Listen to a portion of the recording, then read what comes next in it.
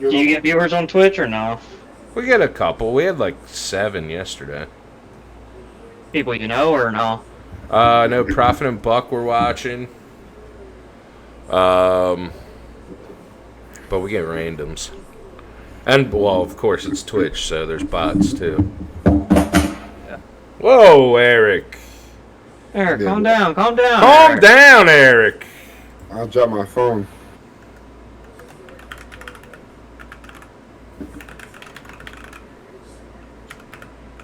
Alright, when we guys go live, I'll fucking turn on the old fucking thingamajig with the hootie hoo with the hootie ha.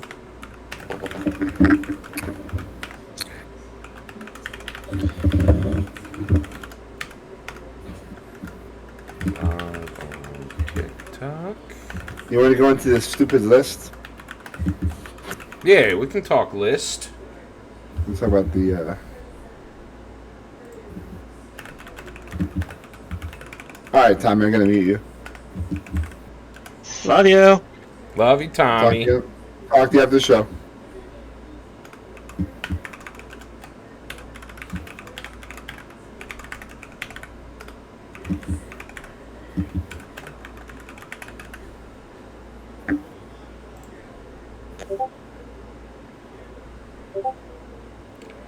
Wah, wah, wah, wah. Wah, wah, wah, wah.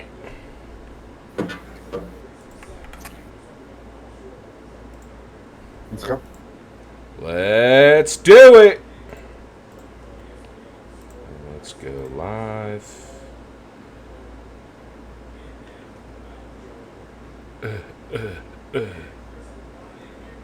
Camera sources.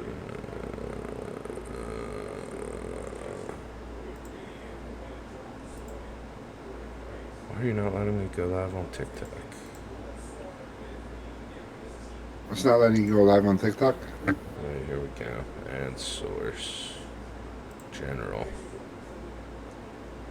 Add source. Okay. There we go.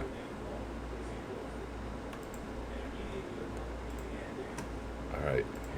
Let's kill it. Now recording.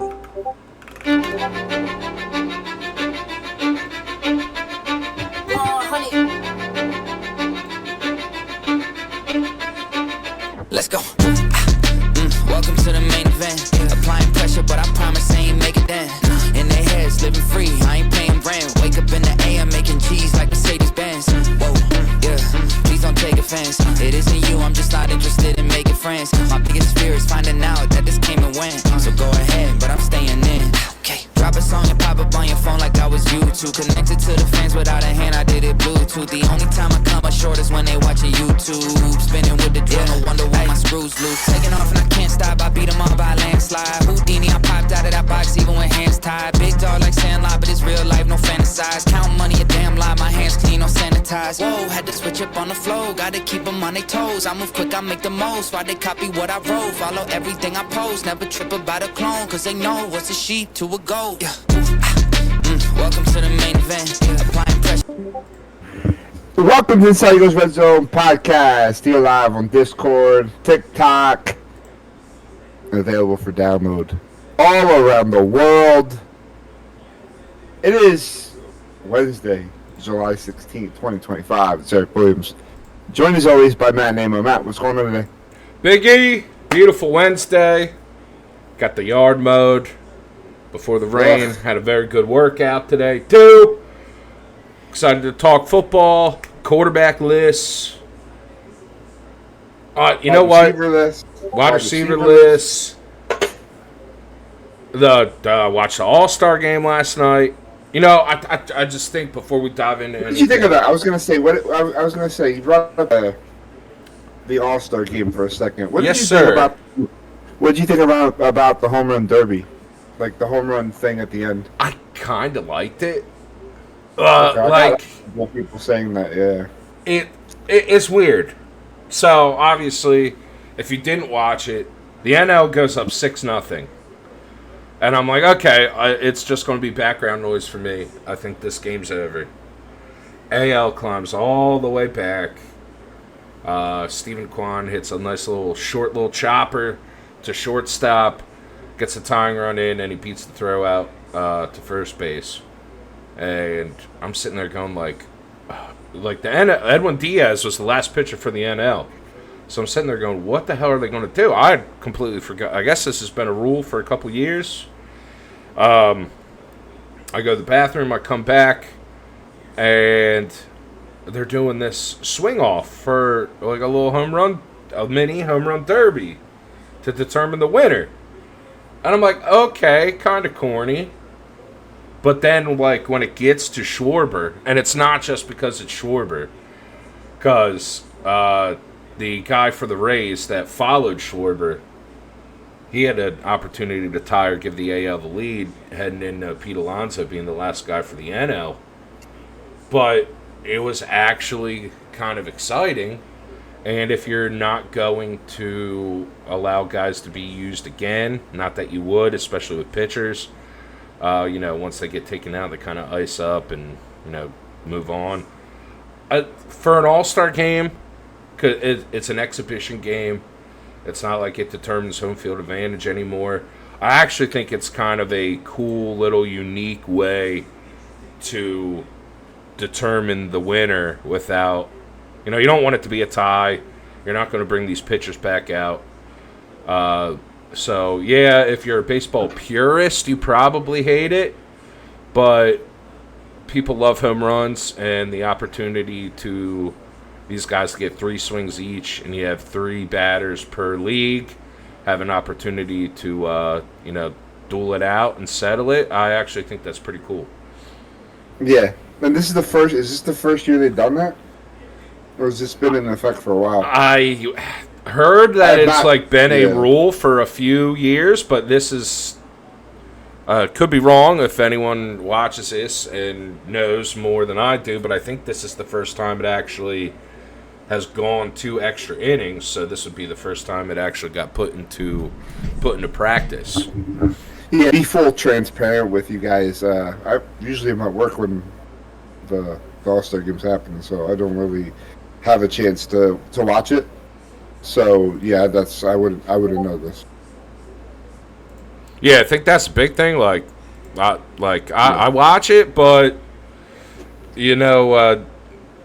am I 100% tuned in 90% of the time? No. But this game, I wanted it to be background noise with the NL up 6-0, but then when I believe Brent Rooker hit a 3-run home run to make it like 6-4, that's when I was like, okay, I might have to tune back into this. So it ended up being a very good game, and of course, as a Phillies fan, seeing Schwarber get 3 swings and clobber the ball 3 times to give the NL the win was pretty awesome. So let's do the Eagles talk for the end. We'll do the list at the end, but let's start with the AFC East part 2. Let's start with that. Do we want to dive into the Pats or the Dolphins first? Do we want to save the shit show for last, or I want to get into the Dolphins first. Okay. Yeah, so I want to get into the Dolphins first. I originally was going to do Patriots, but it's easier to do the Dolphins because a lot of the stuff that I'm going to talk about a little bit already on the mind, so we can get into that real quick. So Matt, yesterday I had some time. I went back to our preview from last year when we did this last year. And I went back, and it's funny. I'm gonna actually do that like day to day. Like tomorrow, we start the AFC North, so we're gonna do Steelers Browns tomorrow. So I'm gonna go to listen to what I said, to what we said last year. So I'll be able to kind of give a little bit of some different things that we said last year. So we were okay with the Dolphins last year because they were coming off of an 11-6 record. Now, Dolphins were not 11-6 last year. They were not good last year. No, they were not. Let me look at actually what the actual record is off the top of my head. They went 8-9. Okay, so a regression from 11-6 to 8-9. Newsflash: if you're an NFL fan, I mean, if you're an Eagle fan, I don't think you really care. But if you enjoy the NFL, they're going to be worse than 8-9 this year. They're absolutely going to be worse than 8-9 this year. I Matt, don't argue with you there. I think that this Mike McDaniel shit, I think it's been figured out. I think all these defensive coordinators have figured out the Mike McDaniel offense. I'm right there with you. To be honest, the Mike McDaniel offense is Kyle Shanahan's offense with more motion. So overhyped. It's very overhyped. And the difference between the two, other than the motion, is look at Miami's skill position players for the most part. Tyreek Hill, Jalen Waddle, Devon Achane. I know he's not there, but Raheem Mostert. It's speed. Speed. And then Tua. I think the major issues are it got figured out. You know what? Actually, before I even dive into that, the moment I was out on the Dolphins and what they were doing was the playoff game against Kansas City in 2024. Yes, in 2024. You know what's funny? You know what's funny? That was the first thing you said yesterday. I mean, when I listened back to the Dolphins show, you're like, "I'm out. And why I was out was because,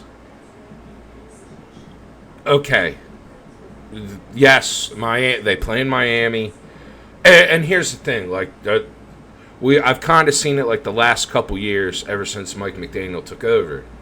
If you look at this team in September and like early October, I remember a couple years ago they went on the road when it was warm out in Baltimore and dropped like 40 on the Ravens.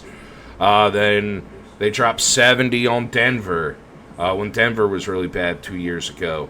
But then you get to when the weather turns, and even in Florida it's not as cold or not as warm, and you get to where they have to travel up north and up the East Coast and go to New England, go to Buffalo. 2 years ago they had to come to Philly at the end of October, early November, and their gimmick doesn't work.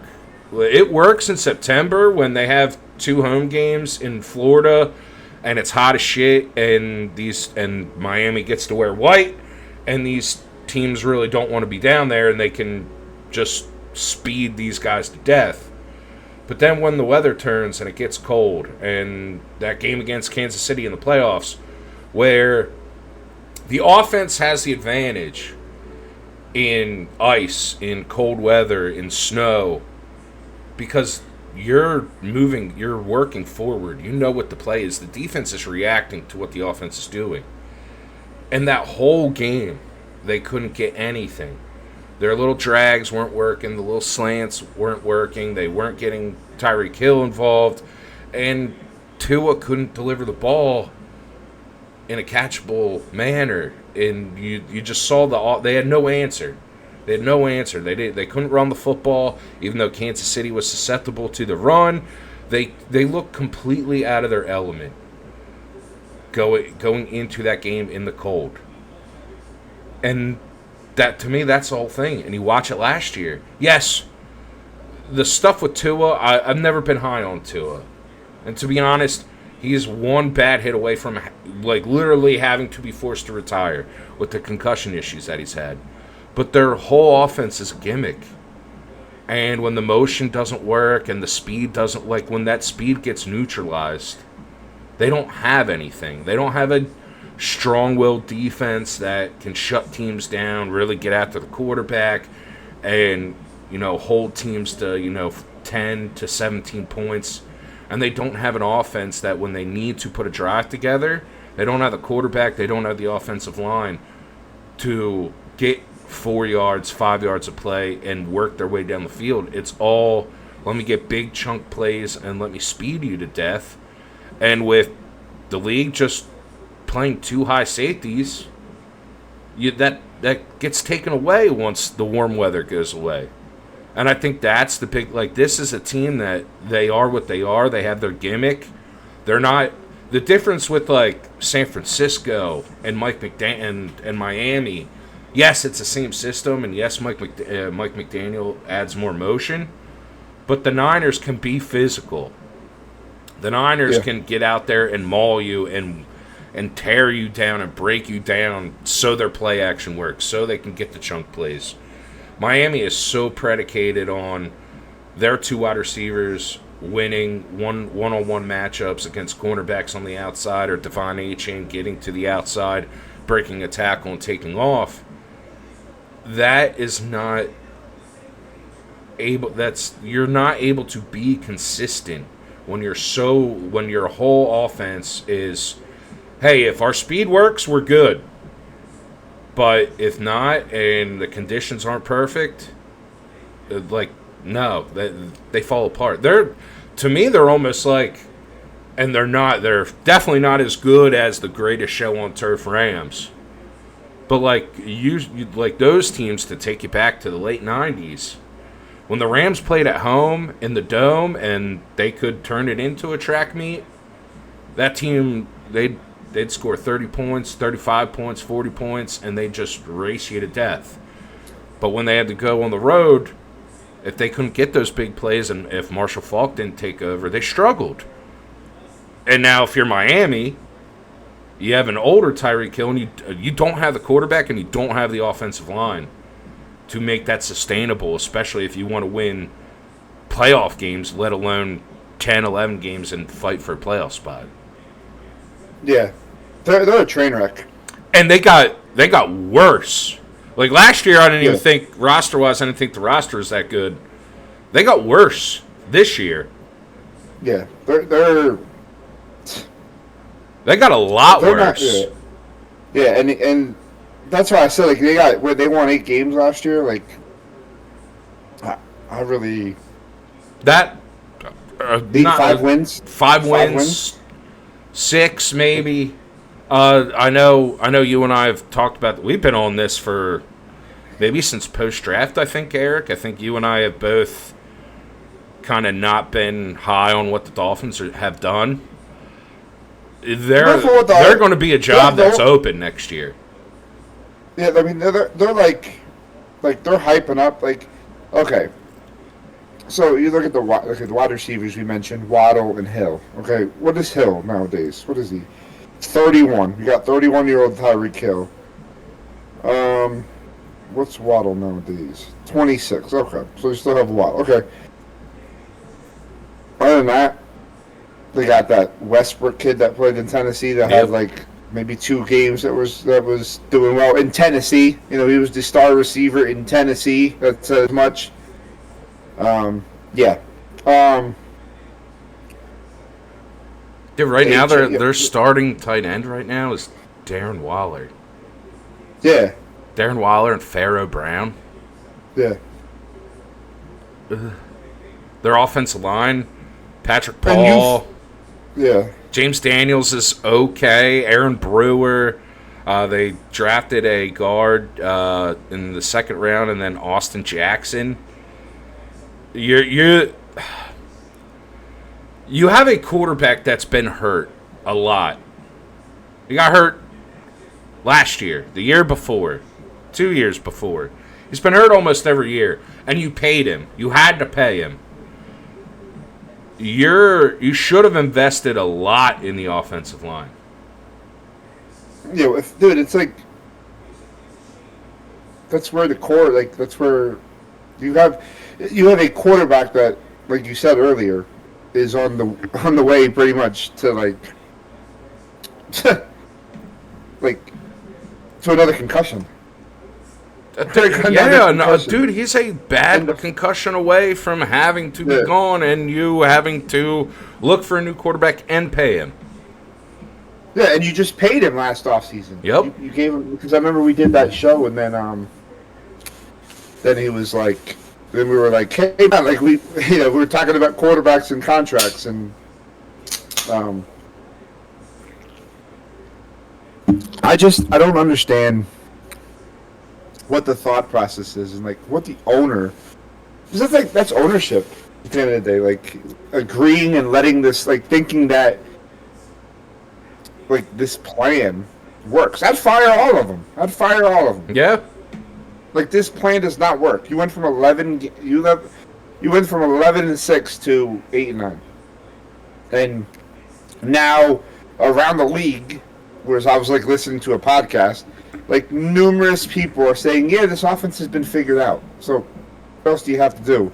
We'll get into the defense. Like I want to dive into the defense. I want to see if that defense is good enough to win a bunch of games. If it's not, guess what, Matt? That number that I just said, that 5-win number, I might be looking at 2 less wins.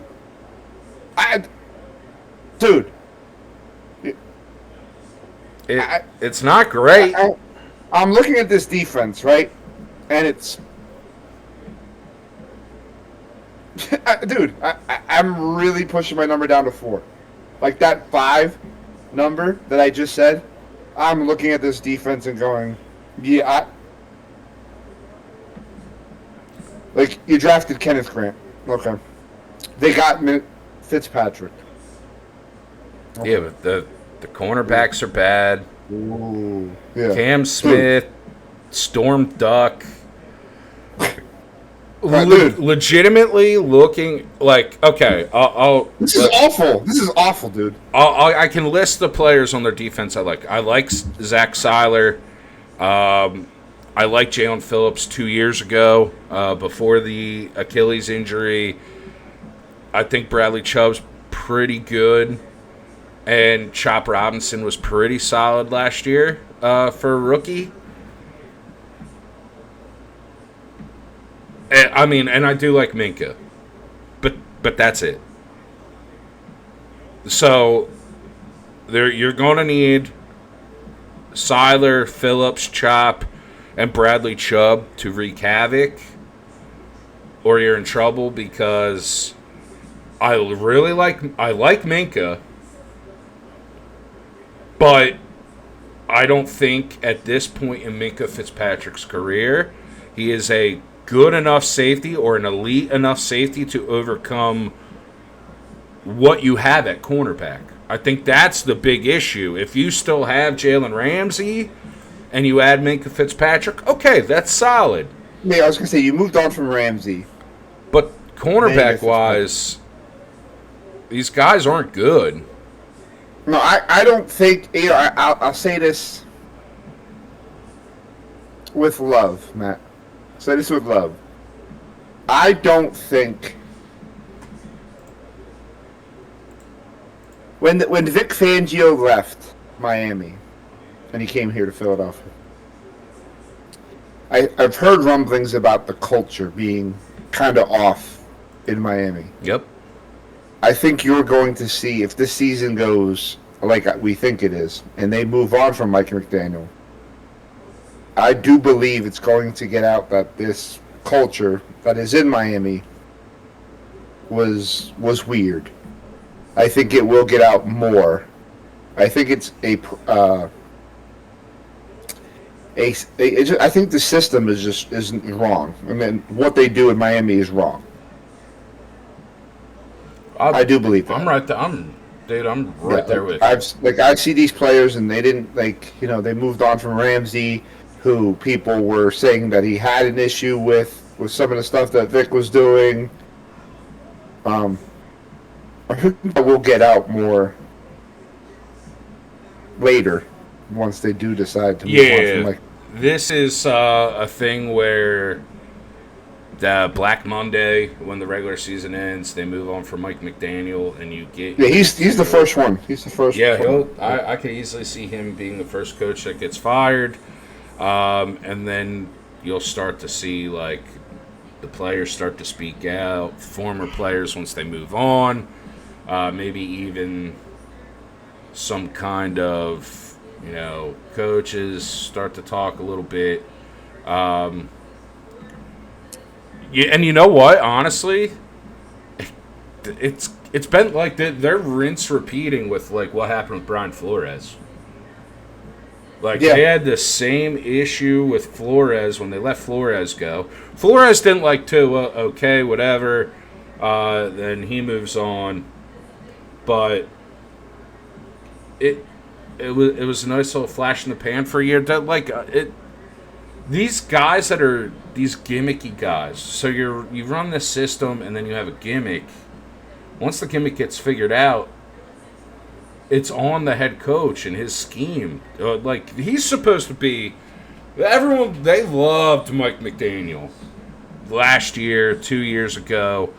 Oh, you just heard everyone singing the praises of Mike McDaniel. His offense has been figured out. How does he adjust to it? I don't think he knows any better. The gimmick worked for a year and then he got figured out. Because their offensive production was bad last year. It was good the first year and it's gotten worse every year since. And now you have a worse offensive line. You're worse at tight end. You're worse at wide receiver. You have a quarterback that's been banged up and doesn't have the protection in front of him that he's going to need. And okay, cool, you got fast guys. But with how defenses play these days, that speed can get neutralized. And you don't have the quarterback you don't have the offensive line that can help the quarterback take advantage of the speed. So if those plays aren't developing quickly and Tua has to hang on to the ball, he's not going to be able to let it rip because he's going to have three guys in his face with how bad their offensive line is. Yeah. These gimmicky guys that the league falls in love with when they have a little bit of success before they prove anything, the league falls in love with guys, and then when they get figured out, you see that these coaches have zero answer. And then these coaches are lost. And they end up fired. And end up going back to being coordinators. Because sure, can Mike McDaniel call plays? Yeah. But his system and everything else, it's not sustainable. Especially now that it's been figured out. Yeah, they've been, like, people around the talking heads in Miami have been wondering if McDaniel would give up play calling to a guy like Bobby Slowick. I don't even know if that works. I don't know if that even has a big impact. Is Mike McDaniel a guy that can lead a locker room of men? I mean, I don't know the guy, but I've seen how he talks in these press conferences. I've seen. Yeah. He buys into the whole nerd gimmick. I don't think he can. And then the other one was Darrell Bevel. They have Darrell Bevel as the passing game coordinator. Him and Slowick are both part of the passing game coordinating. So they have a couple interesting offensive minds there. I think Darrell Bevel. Yeah. I think the game's kind of passed him on a little bit, but yeah, I think his offense got figured out in Seattle around 2015, 2016. Definitely. Because he was there from 2011 to 2017, so. And I don't think McDaniel is a guy that can get a whole locker room to buy into his message and what he wants to do. Because realistically, you have to ask, what is his message? What is Mike McDaniel telling these guys?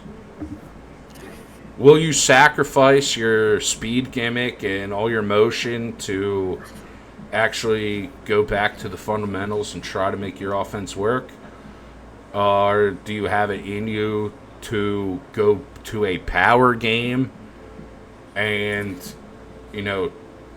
try to win these games when it's not hot and you're not at home in Miami in the middle of September.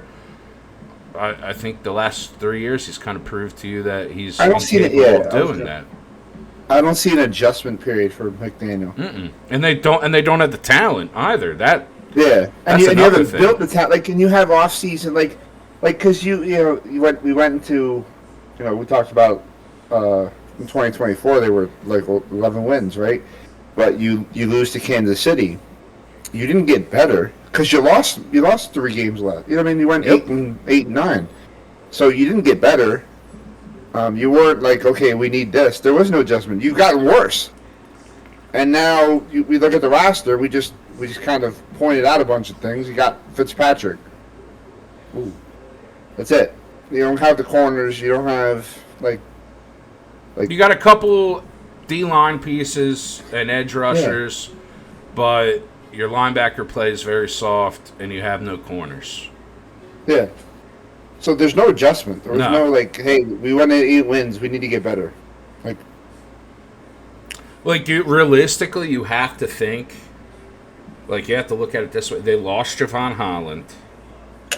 So they lose Javon Holland, and they lose Javon Holland, Jonnu Smith, and Jalen Ramsey, and replaced them with Minkah Fitzpatrick and Darren Waller. Good Lord. Who Darren Waller wasn't even playing. Darren Waller's... to be honest, Darren Waller had one good year and got paid off of that, and he's a fucking nut job. Yeah. I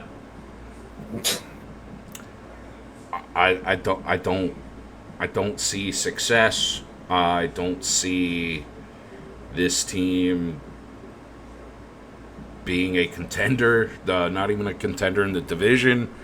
I see this being a job that is open next year, and that next head coach making a lot of changes to kind of retool that team. Yeah. A lot of older talent and a lot of not very good talent, up and down the roster of that team.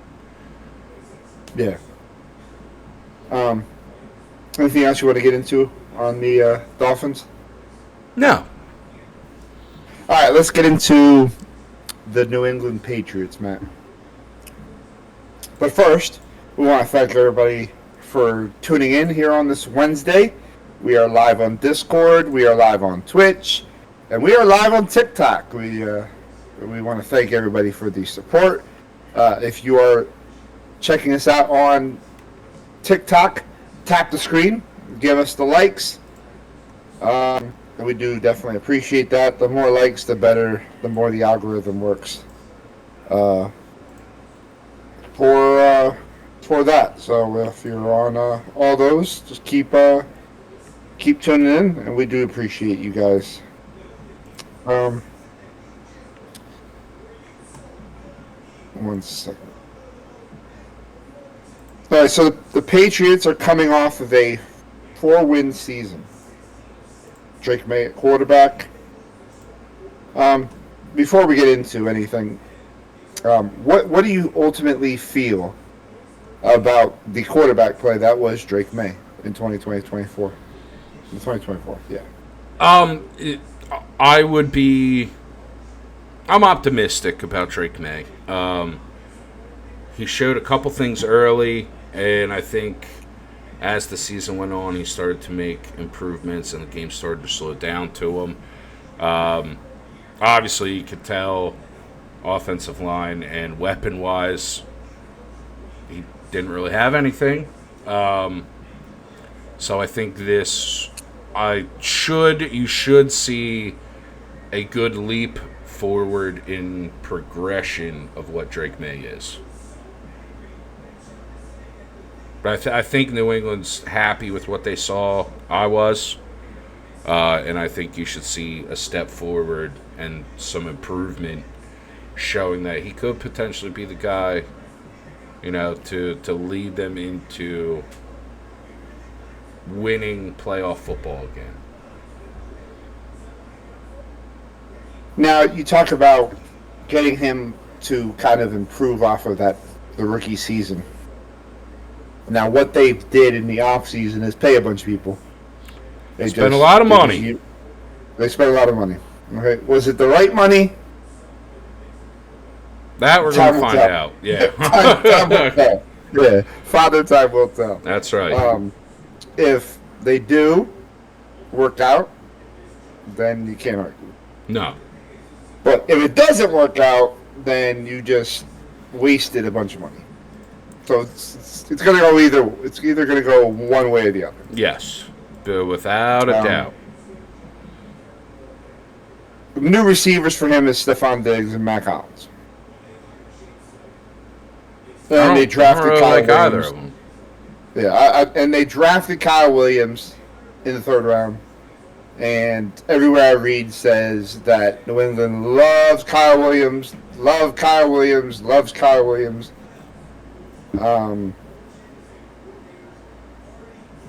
Yeah, he's 5'11", 190.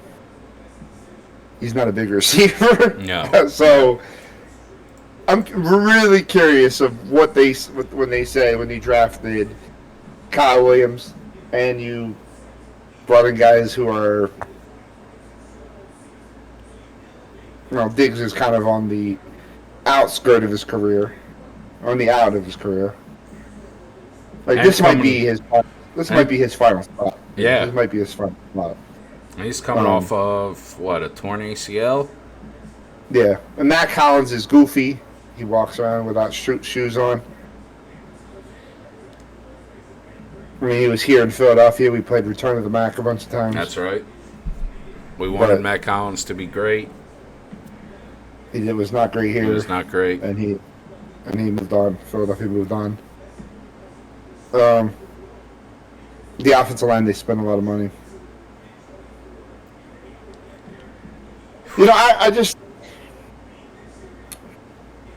I don't like. I think they're another year away on the offense. I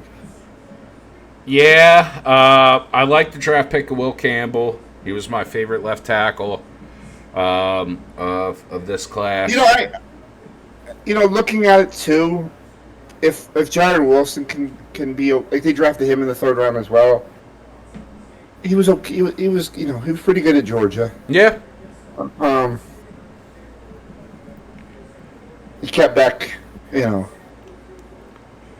I just think as a whole, though, like, Garrett Bradbury's okay.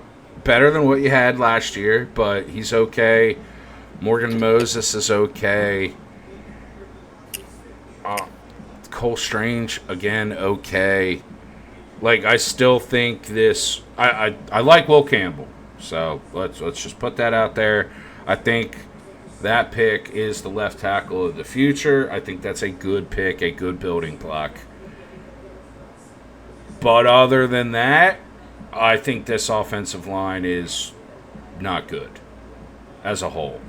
Now, with Garrett Bradbury, if Bradbury and Morgan Moses play better, then you have a decent offensive line.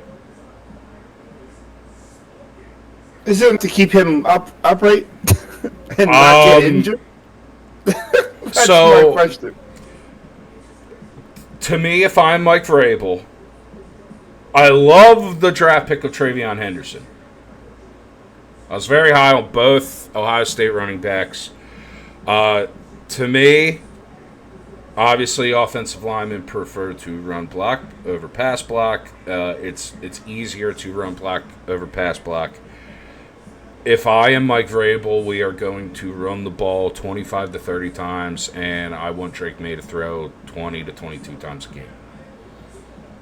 One, because the offensive line, especially pass protection-wise, leaves a lot to be desired. Two, this isn't Stephon Diggs from 3-4 years ago. This is now he should still be productive. But unless Kyle Williams or even Jalen Polk turn into absolute studs, this is not a receiving core that no defense will go into preparing for New England scared of this receiving core.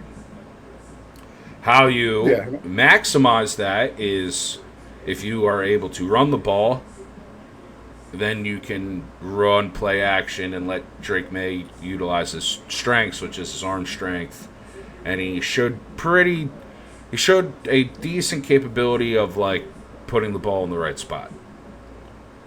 But if this is and they're going to have to really rely on their defense. But if they get into games where if they get down by like 2 scores, I don't think they're going to be a team capable of really coming back. Maybe here and there, but not consistently. This is a team that will desperately need to turn the ball over so they have short fields, run the ball, keep that time of possession, and, try to turn it into, like, a bunch of one-score games. Because other than that, what they would go 4-13 last year. Yeah, they went 4-13 last year. I think they could maybe get up to 6 wins. I'm with you. I think they are definitely like a year away from starting to compete. Now, it benefits that, the Jets are a shit show. The Dolphins are a shit show. So their division, if they are better, they could go 3-3, 4-2 in the division, and that could help them. That could get them to that 6-win, maybe even 7-win area. But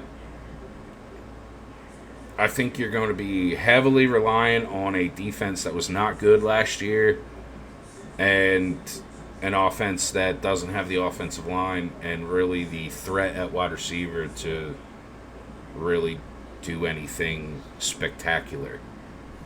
Yeah, Nick, it's funny because if you look at the way that the NFL works, like a lot of these games, I think there was like a percentage that we talked about a couple shows last year, but it's like what, like 50% is like 1-score games. Yep, definitely. So if you get a lucky play here, I mean, you could be 2 lucky plays from winning. Oh, without a doubt. Yep.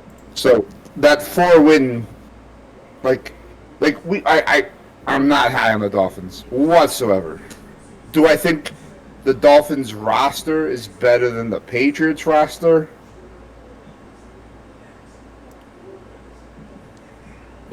No. I think the Patriots roster is better. Yeah, and that's saying a lot from going from a team that was 11-6 to a team that was 9 to now I'm saying that's a very big time steady decline. Because realistic, just looking at the 2 rosters, just looking at defense, I like Christian Barmore. Obviously, I like Milton Williams. Harold Landry, I don't think will be that. I think he's getting a little older, but he's a guy that understands Vrabel's defense and will be there to help that transition. I like Robert Spillane. I think he can play. That's a Vrabel. I think that's a Vrabel guy right there. Robert. Carlton Davis is okay. Kyle Duggar's solid. Jabril Peppers is okay. Christian Gonzalez is pretty good. Yeah. So I think just defensively, I think they are better than Miami from top to bottom on defense. I just think they're not to me they're not a team that you get. So obviously you get into there's 6 or 7 teams a year that make the playoffs the year after missing the playoffs. I think they're a team that probably loses a lot of close games, and they're going to be a team that is better coached and better prepared because I do like Mike Vrabel as a coach and a leader. It's hard to turn bad teams over into really good teams overnight. So I think if they should be looking at it as if we get 6-7 wins, we're very happy, and then we know what we need to do to build to become a contender and take over that second spot in the AFC East. I just don't think. I think defensively they'll be better, but offensively, especially offensive line, you can't fix an offensive line overnight. I think they got a piece, and it should be slightly better than it was last year because their offensive line was god-awful last year, but they don't have enough offensively to overcome. Like, this defense, if New England wanted to be a winner and a contender, this defense would have to find a way to give up 14 to 16 points a game. Even with the additions that they made, they're not going to. Like, they gave up 417 points last year. So let me just pull out the calculator. 417 divided by 17. So they gave up 24.5 points per game last year. They're not going to drop that by 7.5. That'd be miraculous. No, but if they went from like 417 to like if they drop from 24.5 to 20, 370 to 3. If they gave up 21 points a game, yeah, you'd be happy with we that. could win 2 games. Yeah, there's 2 more wins. Yeah, there's 2 more wins right there. And offensively, they scored 289. So they scored 17 points a game last year. They might be able to get that up to 20.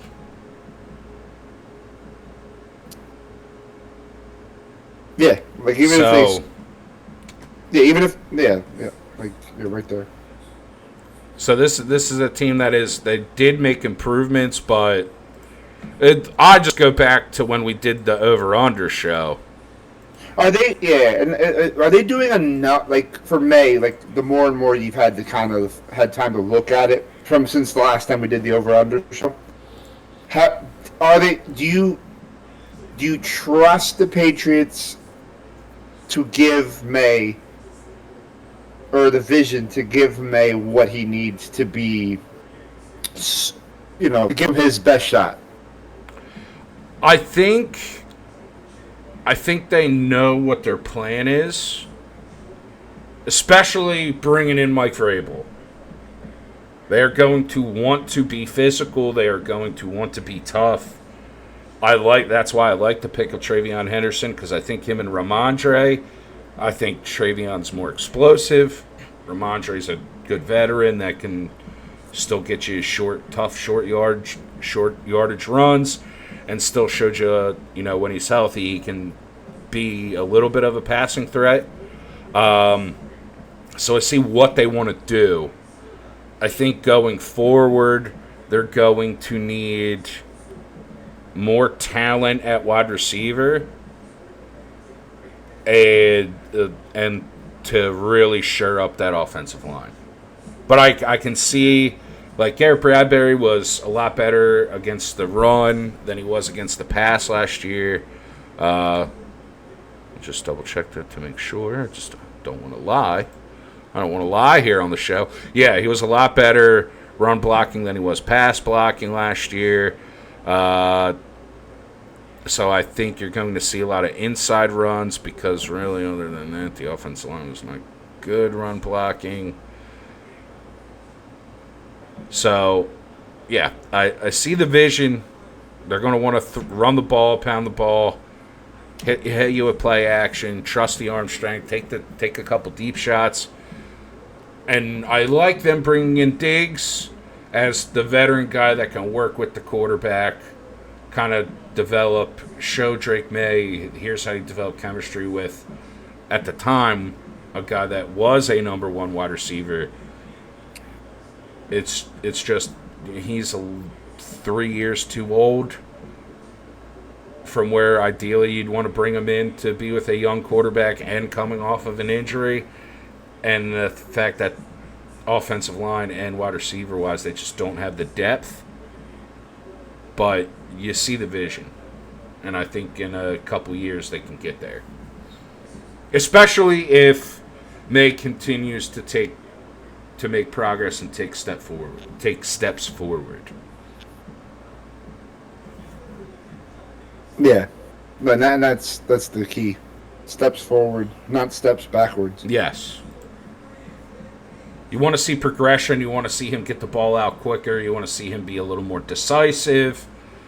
And hopefully, now I don't really expect a lot from Diggs, but hopefully Diggs being there can kind of help Polk and Kyle Williams, maybe get open a little more easily, and just so he can develop that relationship and dependence, learning how to not really be dependent, but learning how to trust a receiver instead of, because that's what I saw last year.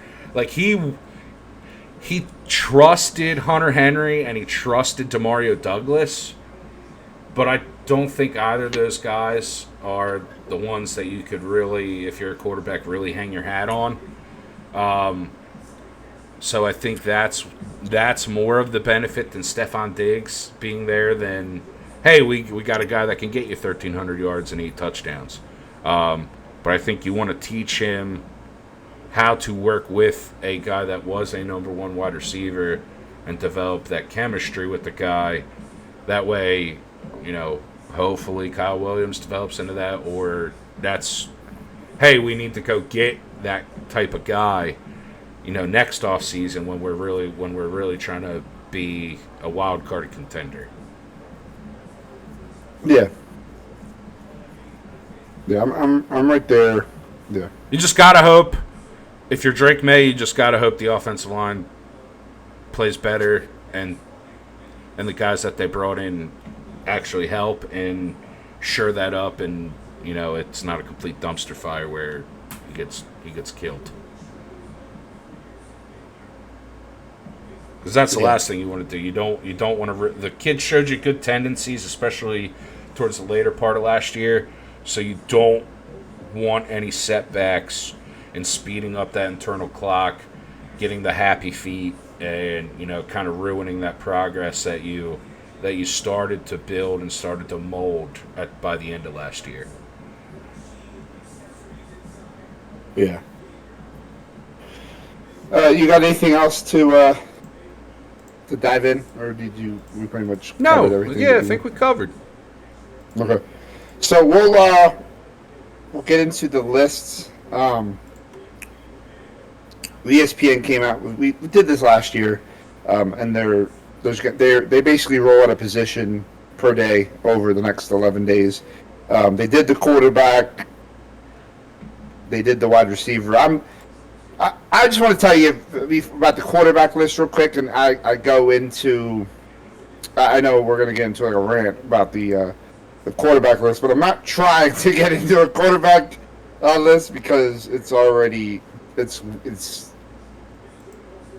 All right, Hurts is named number 9.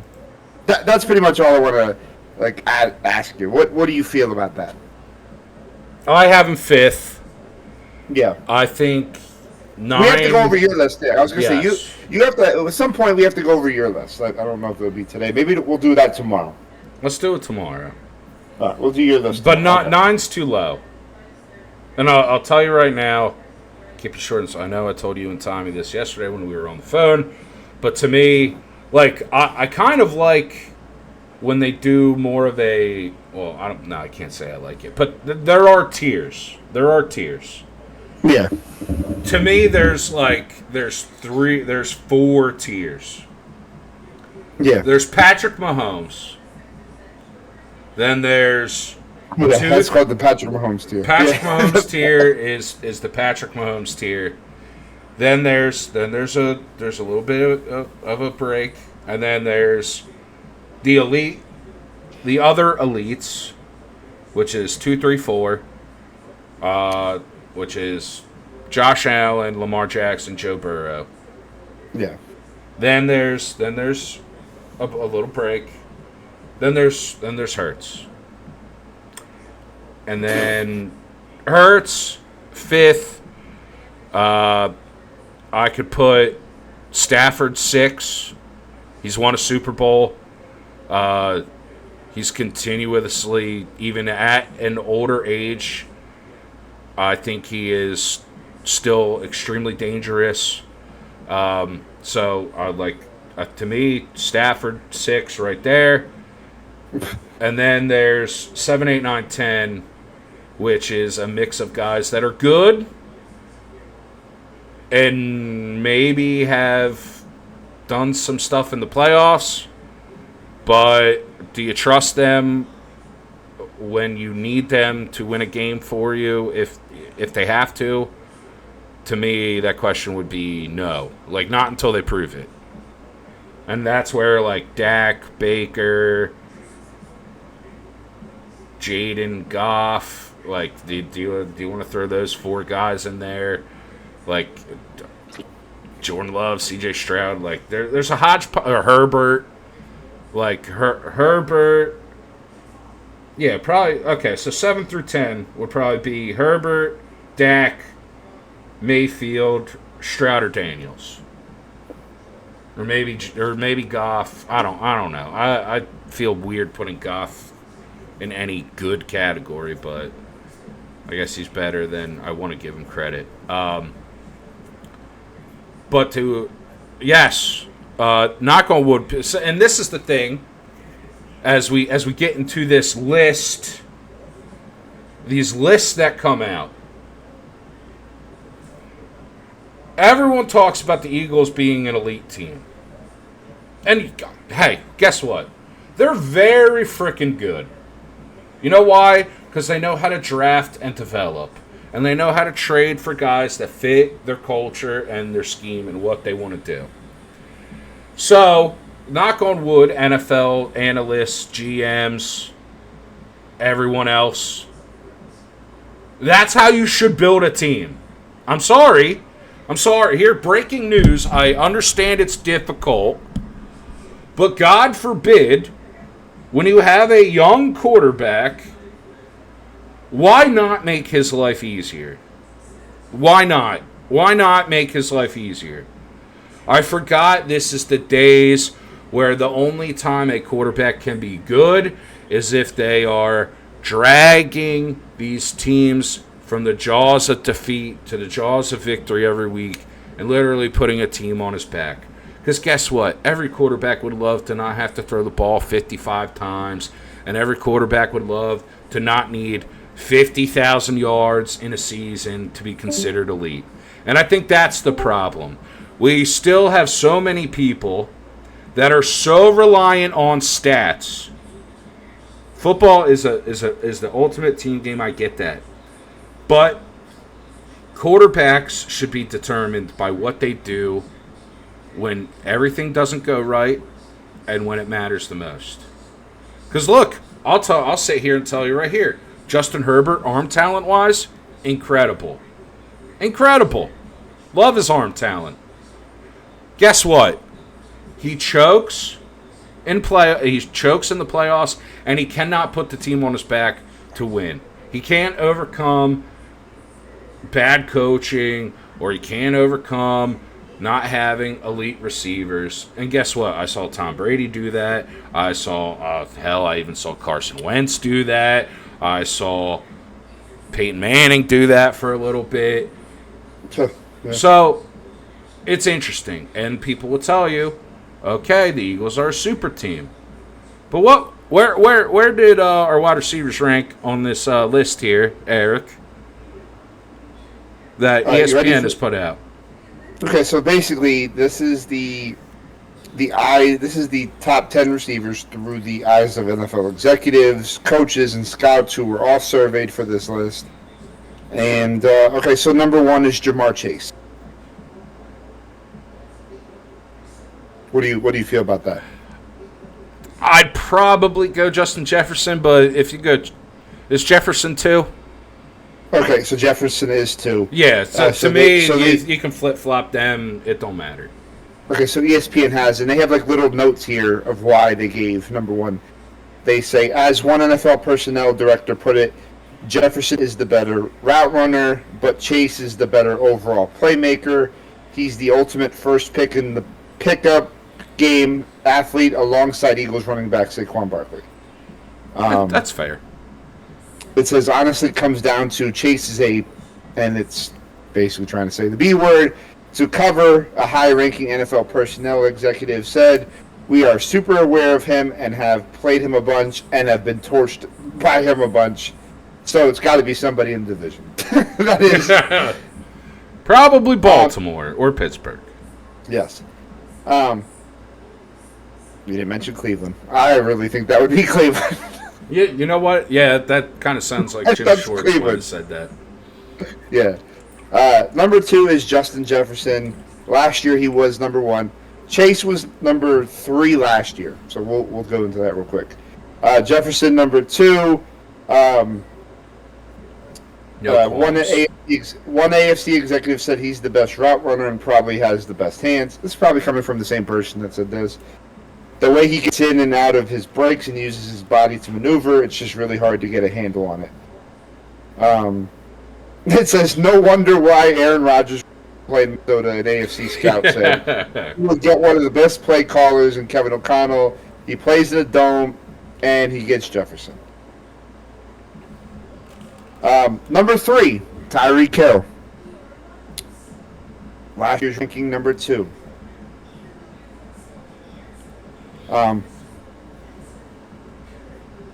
It says, a veteran AFC scout says, even if he's lost a half a step, he's still more explosive than everyone. Power with raw speed. I do think defenses have made some adjustments to that Miami offense, which we brought up earlier in the show, letting him run around with window dressing and limiting big plays. Kind of think that's too high. Yeah, I agree. Number 4, CD Lamb. I love Lamb. Says, hate that he's a cowboy, but I love him. It says, excellent out of the slot, easy mover, can sink. And Ben, an NFL personnel evaluator, said, very good after the catch and excellent ball carrier vision. Yes, great. He was number 4 last year, so he's stayed the same. He should be number 3. Yeah, over Hill. I think you're going to agree that this list everybody should just move up and Hill should just drop. But number 5 is our Philadelphia Eagles wide receiver A.J. Brown. Last year he was 6. An NFL personnel evaluator says dealing with his physicality and strength is a problem for cornerbacks. At the end of the day, sometimes it's really that simple. Amen. Number 6, Amon-Ra St. Brown, Detroit Lions. Last year he was 7.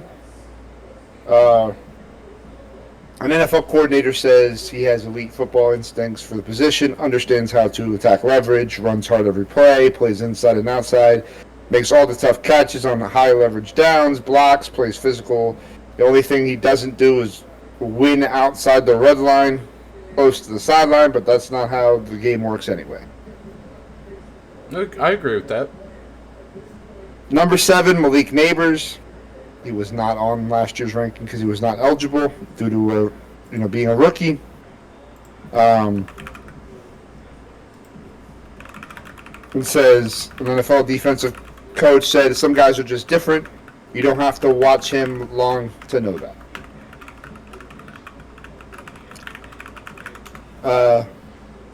Anything that you want to add to that? No, I like that. Okay.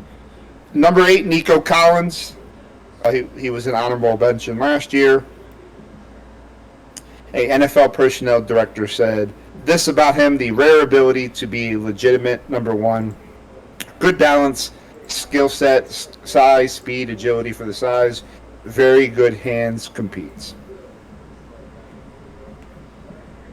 Not wrong. Not wrong. Number 9, Mike Evans, Tampa Bay. Last year's ranking 8. An NFL general manager says if you're trying to win one game or win on third down, you're still picking him really high.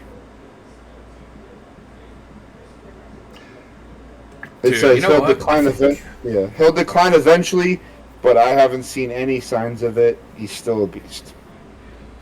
I think he should be higher.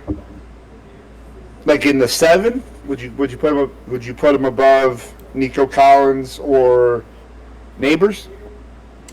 Yes, I'd honestly put him ahead of both. What Mike Evans has done, I think Mike Evans is the most disrespected wide receiver in the NFL right now. You want to make some people mad? You want to make some people mad right now? Yeah. Is he better than Amon St. Brown? Yes. You know what? Honestly, at this point, he's better than Tyreek Hill too. The guy, every single year, 1,000+ yards. Yeah, and the big tall receivers break down quicker than anybody else. You saw with Calvin Johnson, you saw with Plaxico Burress. That's why your elite wide receivers are not 6'4". Ideally, in an ideal world, yes, you would think 6'4", 6'5", great. These guys are huge. Just chuck the ball up to them, great. But they decline. What is this talking about here? TikTok's hot as shit. But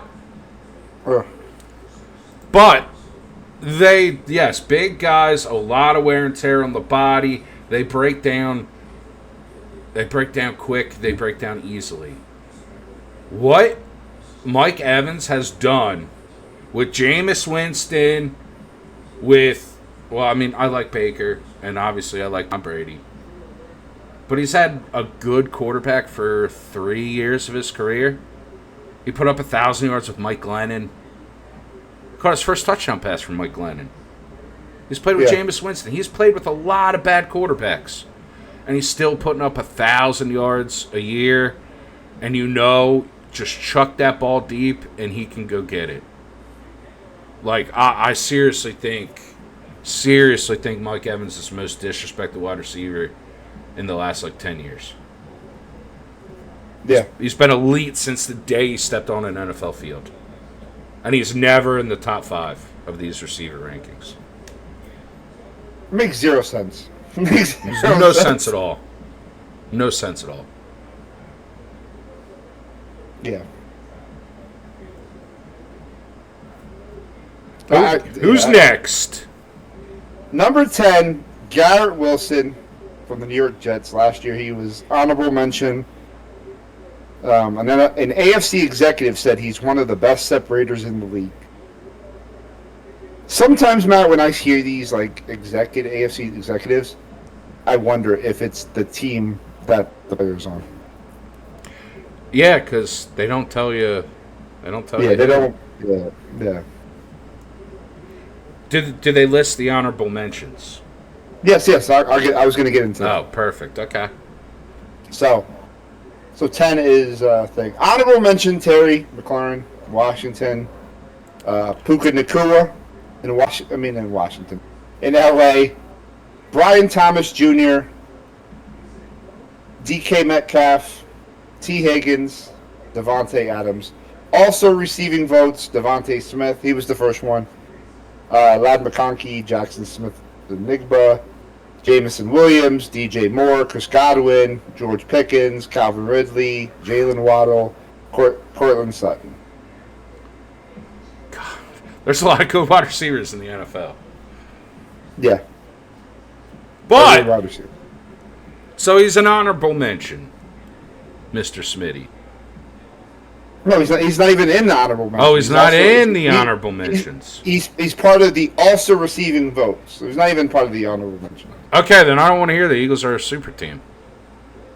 Yeah, no. And this is what, why I kind of stopped and then went to the list. Yeah. Is because this is the bullshit that you hear about from all the talking heads that put out the quarterback list. You hear, oh, they're a super teamer. Oh, he didn't have to throw the ball 30 times a game. I want to see him throw the ball 30 times a game. They didn't have to. But when he had to, he was good and successful. But then you hear that, oh, they're a super team. But guess what? A.J. Brown, top 5 wide receiver. Yep. Guess what? Smitty is not there. By NFL executives and all that. He's not even there by his peers. So guess what? And that's the disrespect. And that's the disrespect. So, and I hope Devontae Smith sees that and just laughs. The anti-Hurts people need to make up their mind. If there was a consensus critique, a legitimate critique of Jalen Hurts, then I will listen to why he's bottom half or 8 or 9 on your quarterback list. But the critique is he doesn't have the stats, or he doesn't have to throw, or the team is good. I'm sorry. Steve Young and Joe Montana Steve Young and Joe Montana are 2 of the best quarterbacks of all time. They had very good teams. They had super teams, especially for their era. Troy Aikman, 3 Super Bowls. Super team. Brady's the one where I don't think he had super teams. Peyton Manning had superior offenses and didn't win.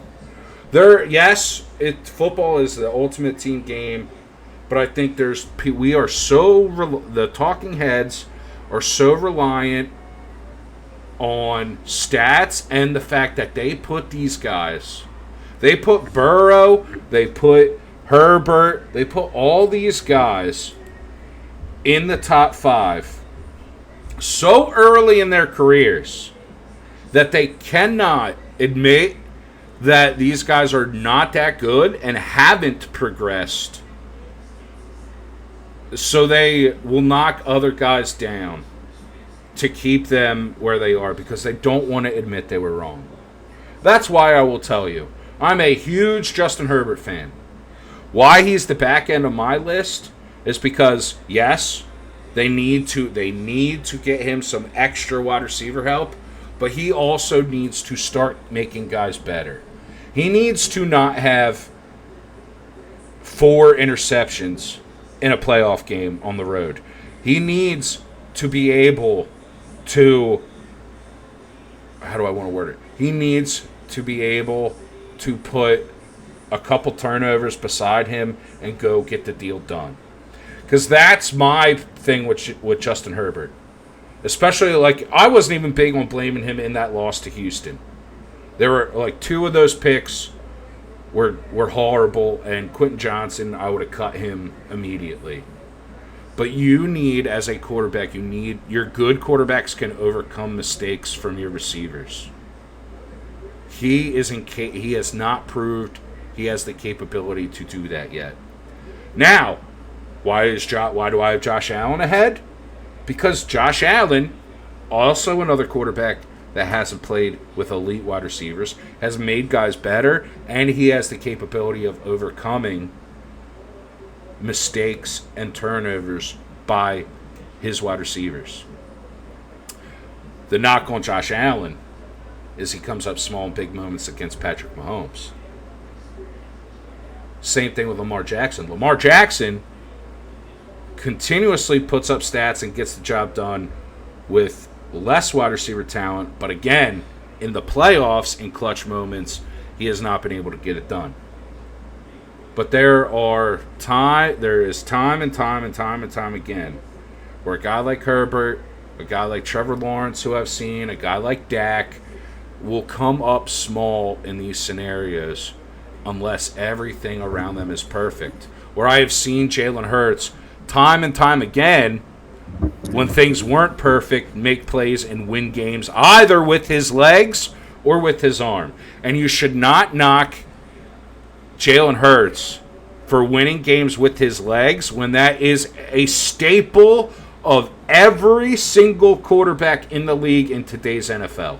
This is not 1980 and early 1990 where quarterbacks weren't mobile, they were statues in the pocket.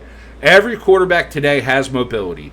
You know why Patrick Mahomes is elite? Because he can make every single throw with his arm. He can make every single run with his legs. And 9.9 times out of 10, when he needs a drive, he will do what he needs to do, whether with his arms or his legs, to get the job done and let his team win. Jalen Hurts does the same exact thing, but because he hasn't thrown for 40 touchdowns and 4,500 yards, and because he has 2 good wide receivers and a good defense, they want to hold it against him. I think that is the big issue with this. So I guess the Eagles Jalen Hurts should request a trade to a shitty team so he can win 10 games for a year and have to throw 3,500 yards, and then he can come back to the Eagles. Howie Roseman should give Jalen Hurts on loan to a shitty team so he can throw 30 times a game and throw for 4,000 yards and 25 touchdowns. And then everyone could go, oh, he could actually throw the ball. He had to throw the ball in the Super Bowl. He had to throw the ball in the Super Bowl 2 years ago. He had to throw the ball multiple times. He had to throw the ball in big spots against Green Bay in the playoffs, and he had to throw the ball a couple big spots against the Rams in the playoffs. And guess what? If you look at the stat book, if you are a stat watcher and a box score jerk off, you're going to go, 18 to 29 or 18 to 26 and 85 yards. That's not good.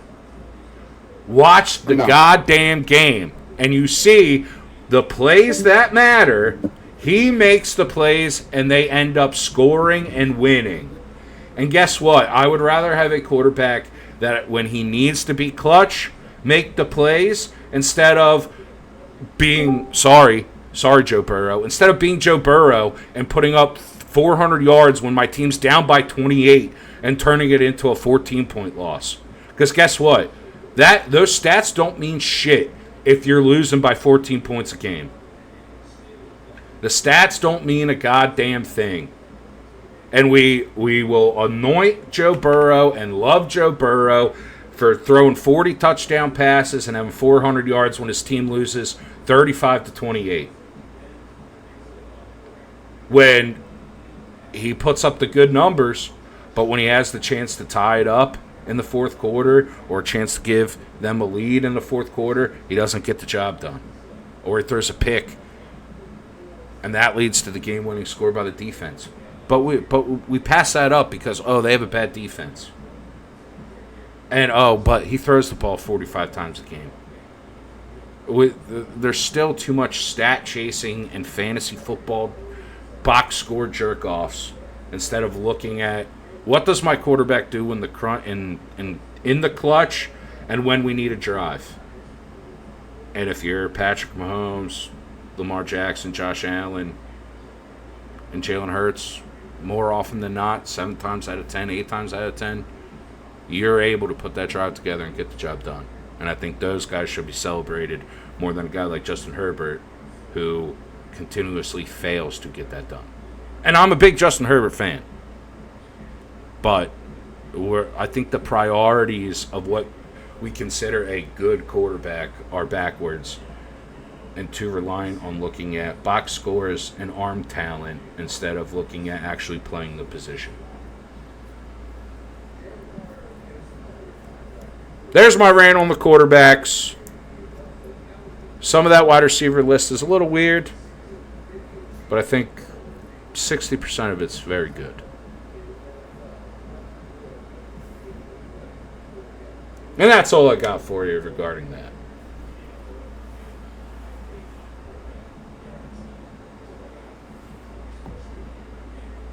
Did I go too crazy, Eric? Did I go too wild?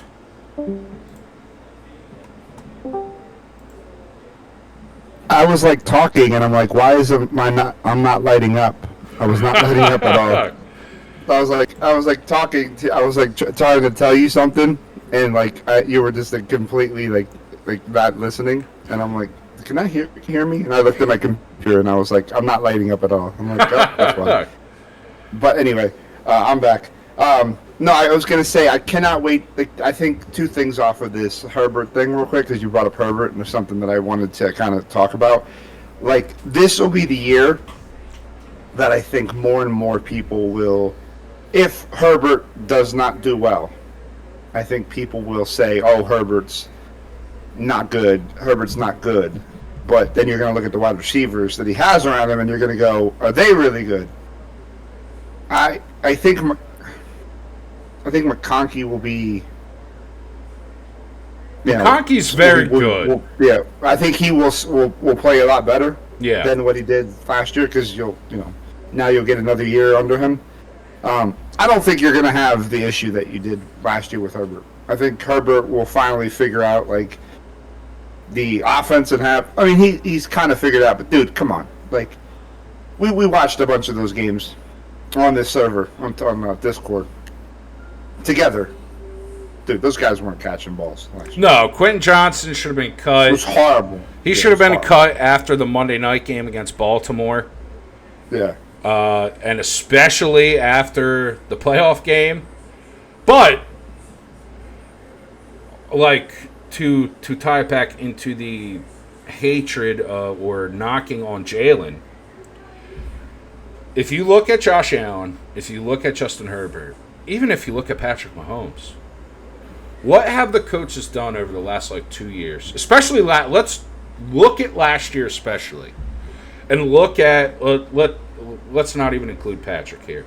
But look at Josh Allen, look at Lamar, and look at Herbert.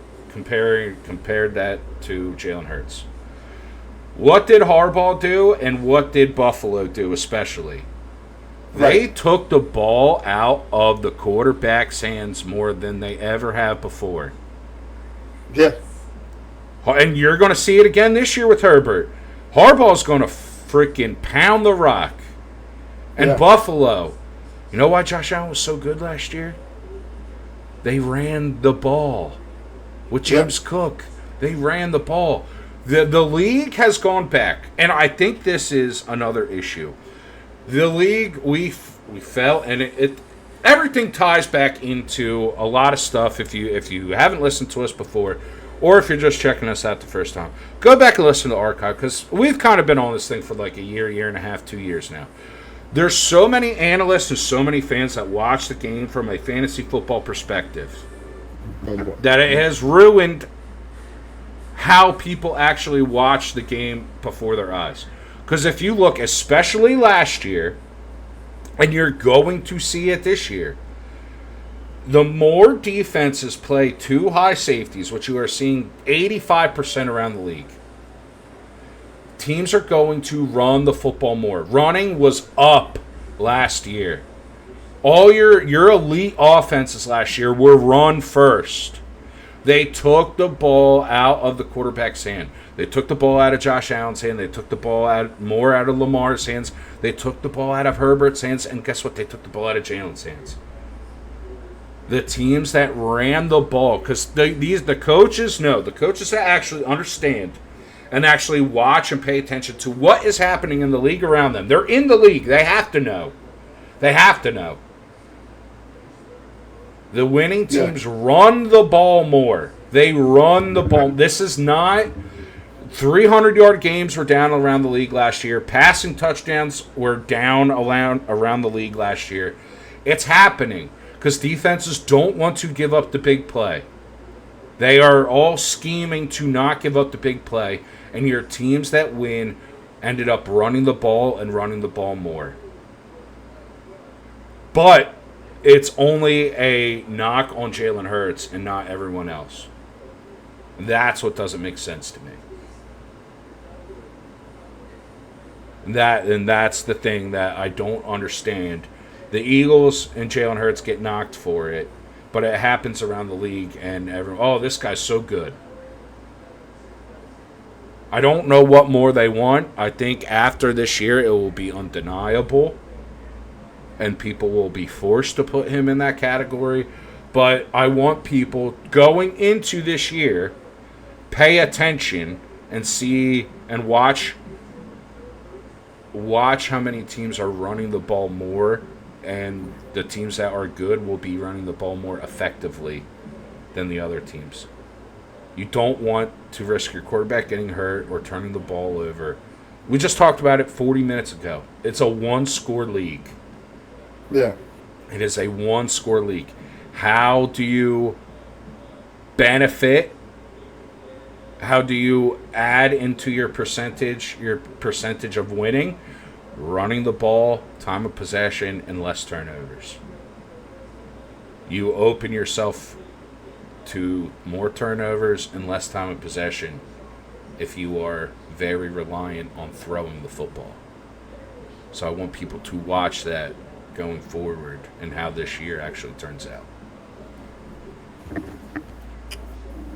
Are you ready for 40 days from now, Matt, for Philadelphia Sports Radio to start having a bird about having a bird, like what I did there, having a bird about this team?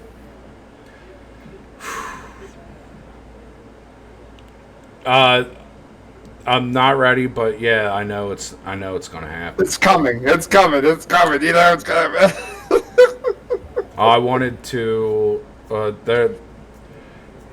how they were talking about baseball this morning. I wanted to burn down the studio, or just spray it with spray paint.